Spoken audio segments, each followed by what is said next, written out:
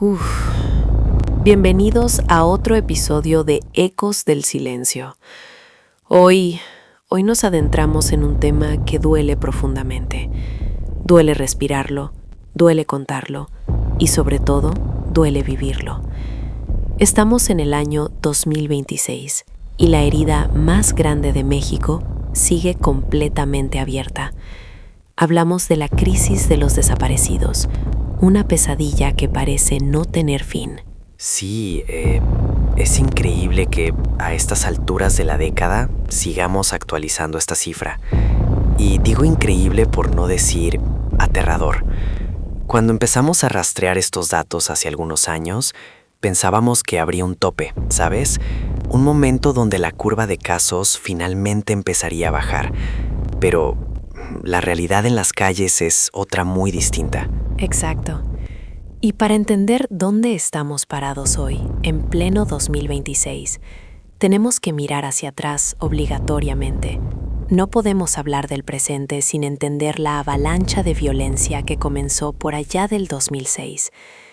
Mateo, tú tienes los últimos reportes del Registro Nacional. ¿Qué nos dicen los números fríos en este momento?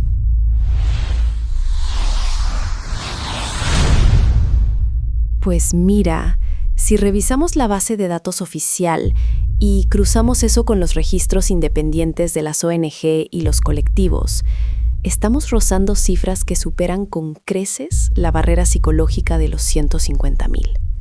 150,000 historias truncadas. Y eso es solo lo que está documentado, Elena. Sabemos perfectamente que la cifra negra es incalculable en este país.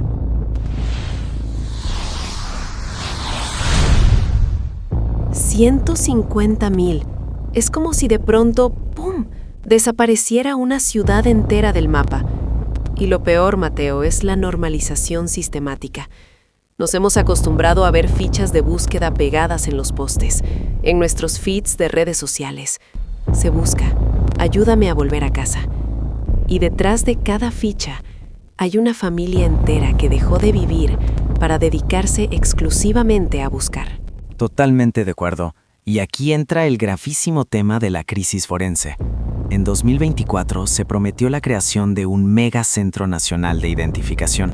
Sí, se construyó la infraestructura, pero para este 2026 los recursos operativos siguen siendo insuficientes. Tenemos decenas de miles de restos esperando ser identificados en las morgues. La burocracia es literalmente un laberinto diseñado para agotar la esperanza de las familias. Y precisamente por ese abandono institucional nacieron las brigadas, las madres buscadoras. Esas mujeres inmensas que, literalmente, tomaron palas, picos y varillas porque el Estado no lo hizo.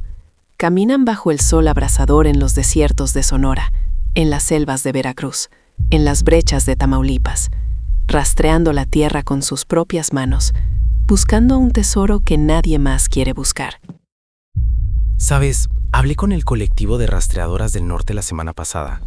Me decían que ahora, en 2026, han tenido que empezar a usar drones con cámaras térmicas. Ellas mismas los compraron haciendo rifas, vendiendo comida y organizando colectas.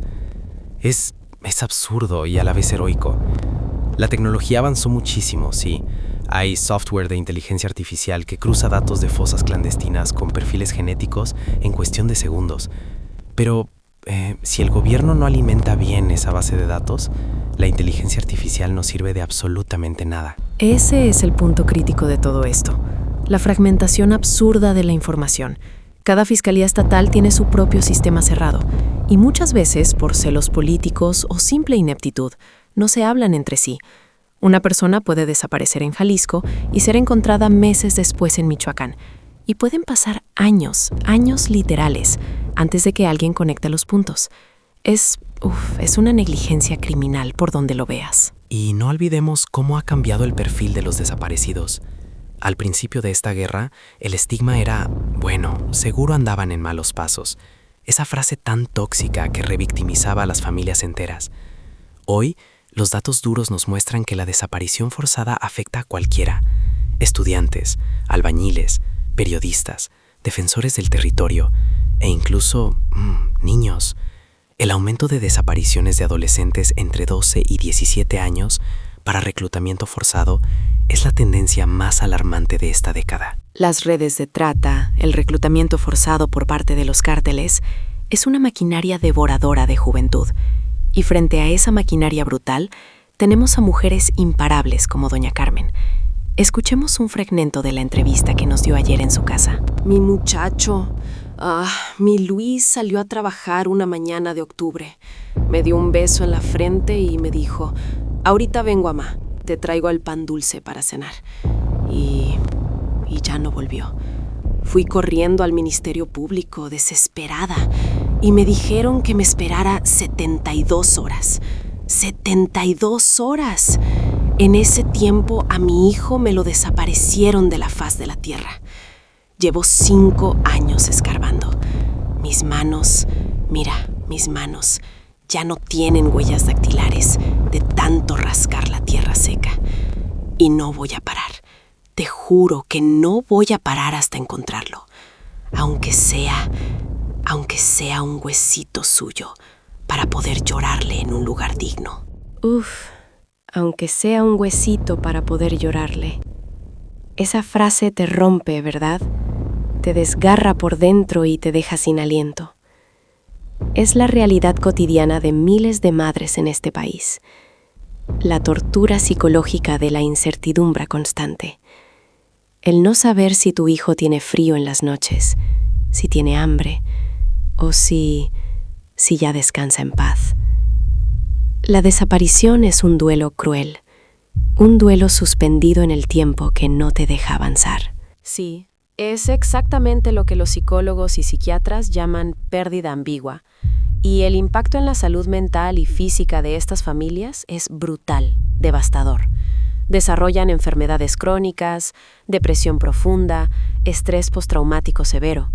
Y el Estado, en lugar de darles un apoyo psicológico y médico integral, muchas veces las criminalizan o simplemente las ignoran. En 2026 hemos visto nuevos recortes presupuestales a la Comisión Ejecutiva de Atención a Víctimas. Es decir, no solo no buscan a sus hijos, sino que les quitan la poca red de apoyo que tenían. Y hablemos de la impunidad absoluta, porque esa es la otra cara terrible de esta moneda. De esos más de 150,000 casos registrados oficialmente, ¿cuántas sentencias condenatorias crees que hay? ¿Cuántos responsables están realmente en la cárcel cumpliendo una condena por el delito de desaparición forzada o cometida por particulares? Los números son de risa. Bueno, de una risa muy amarga. Menos del 1%, Elena. Menos del 1% de los casos documentados llega a una condena frente a un juez. El mensaje que manda nuestro sistema de justicia es clarísimo y aterrador.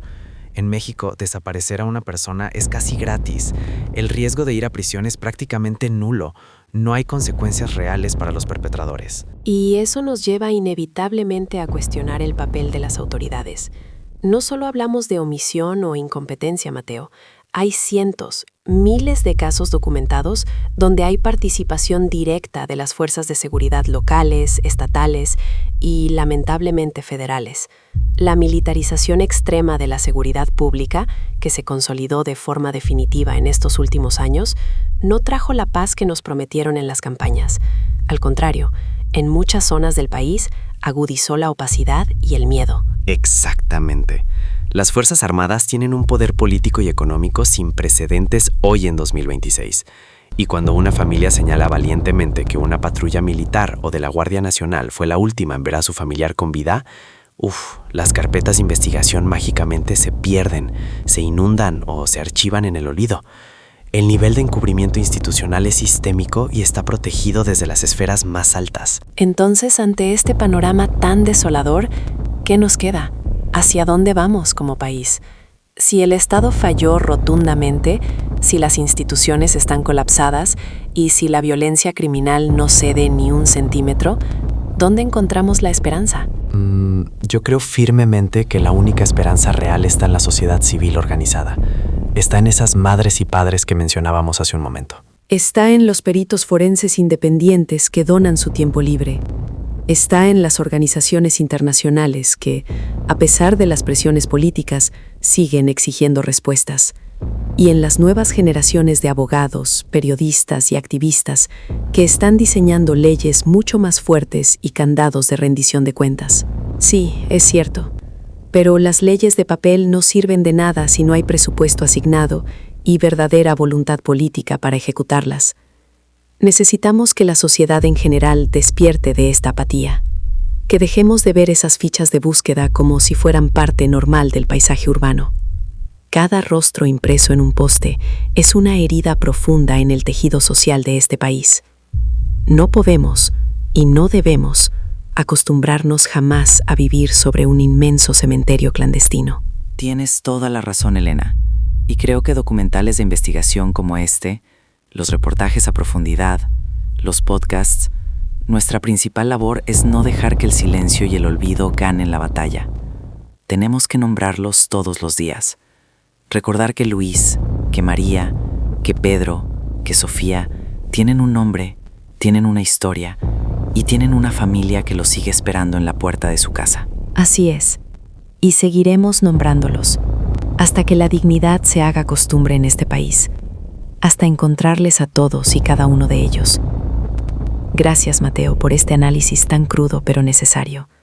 Y gracias a ustedes, nuestra audiencia, por escucharnos y acompañarnos. No apaguen la voz, compartan sus historias. Nos vemos en el próximo episodio de Ecos del Silencio.